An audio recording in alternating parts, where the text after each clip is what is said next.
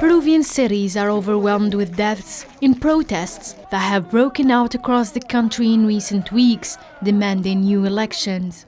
Peru's President Dina Boluarte, who is demanded to be removed from her position, refused to step down, insisting she would continue as a leader.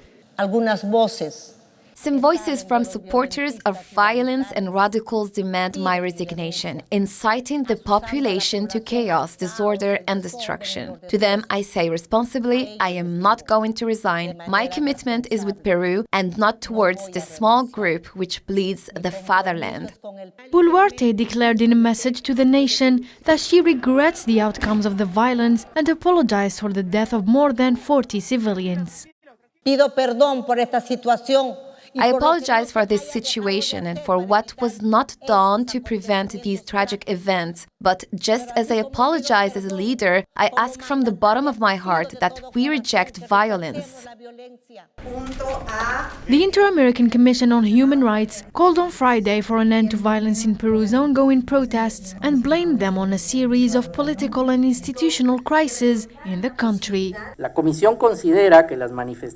IACHR Commission considers that the protests are due to a series of complex factors. One of these factors is the institutional weakness, framed in a series of political and institutional crises, which are chronically present in the country since 2016.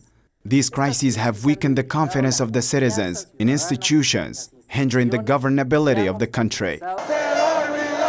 The protests have gripped the South American nation since former President Pedro Castillo was removed from office in December and detained after he tried to illegally dissolve Congress. He was replaced in his position by Boluarte, who was vice president then.